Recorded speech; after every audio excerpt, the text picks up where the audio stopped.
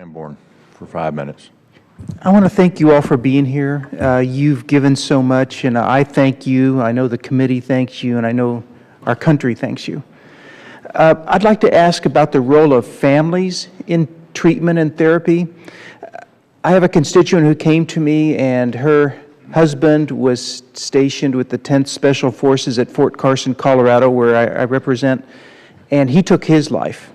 And she's an advocate for a program that has a holistic approach involving families, whether it's parents or spouses. And I would like to ask any one of you who has insight as to whether there should be more of a role for families in the treatment programs that are offered through the VA. Or is there a lack there? We certainly, during the time that Daniel was with the VA, certainly feel that there was a lack. And again, we feel it has a lot to do with fear of repercussions under the HIPAA law, and also a total misunderstanding of what the law currently is. And I'd like to take your point further and say it shouldn't just be family. I think we'd all like to say we did not have dysfunctional families, but we know that there are dysfunctional families out there, and that's why we started using the term support network. A lot of young men and women undoubtedly join the service to get away from families, but it doesn't mean that they don't have a support network. So we'd kind of like to get away from the whole blood kinship viewpoint and say it's a support network.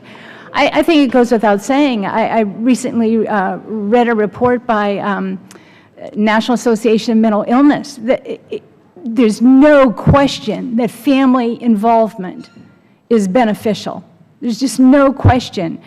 It becomes more of an issue, I believe, and it's why Howard and I have actually been trying to work with the DOD to get them to identify a support network, because certainly in Daniel's case, Daniel was a geek, but he was at his absolute healthiest mentally and physically after he joined the Army, and he went through basic training. He was in great shape. If they could have identified right then and said, Daniel, give us a support network for you, who would you write down? You know, I mean, he had really, really good friends. We hope we would have been on it. Certainly his wife would have been on it. His mother-in-law probably would have been on it. His brother-in-law. It would have been so helpful to have that list then, because when he got back home, he wasn't capable of that anymore. I like to say, you know, not from a legal standpoint, but he had diminished capacity. He was not making correct decisions. Okay, okay. Anyone else? Mr. Selke. Thank you. Our experience, like most, probably a lot of families, is we didn't know what PTS was. We had no idea. Clay was, again, very open about it, told us that he'd been diagnosed with it, told us that he was on medication, seeking counseling, but we didn't know the ramifications of that. And like most of our warriors, they're strong.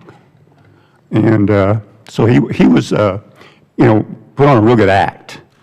Had we known the extent of even what he talked to his counselors about, the idea that the Sommers have broached about, regardless of the HIPAA, you know, legalities of that, for if in fact somebody has that conversation with that counselor, somebody outside of that counselor and the patient needs to know that the patient could identify somebody who would then be able to be aware of what's going on and to say, you know, this person needs help.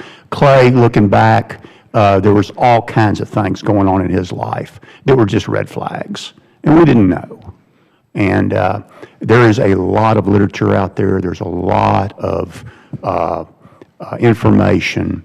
I believe that any family who has an individual involved in the military, after they come back, or really kind of any time, they should probably just assume that there may be some sort of PTS involved there. The suicide deal, Clay actually had a conversation with Susan and said, hey, Mom, I thought about it, but I'd never do that to y'all. He actually addressed the issue and then lied about it, to us.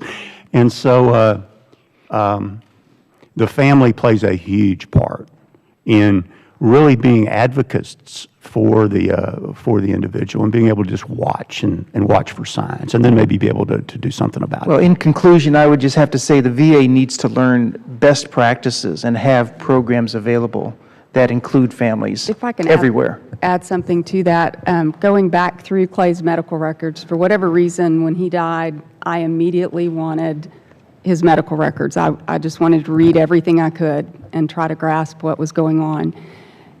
He had apparently, as early as November or December of 2009, spoken to someone in the VA, in the LA VA, about suicidal ideation, suicidal thoughts. That's on one of his reports at the end of 2009.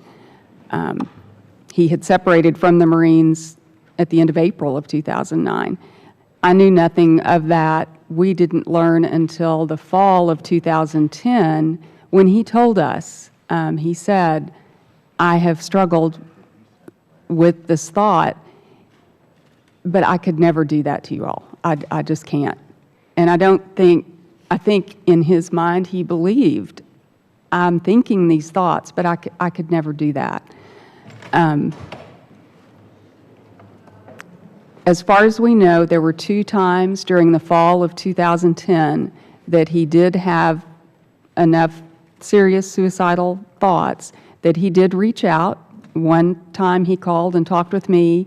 Another time he spoke with a close friend. And then after that second time, he shared with me, or with all of us. So we knew that in 2010, at the end of the year, we knew that he had struggled with suicidal thoughts. And we also knew that he was on medication, and were assuming that with post-traumatic stress and suicidal thoughts, and that the VA knew best how to take care of him. I begged him, please, let's go to private care. We will pay for it. We know great psychiatrists, counselors in Houston. Let's do that. He would not do that. He was adamant. He said, I have served in the Marine Corps for 4 years. My medical care is to come from the VA. They owe that to me. I don't want to go to private care. I want to talk to someone who has either been in war or knows about war and post-traumatic stress and the things that I have seen and done in war.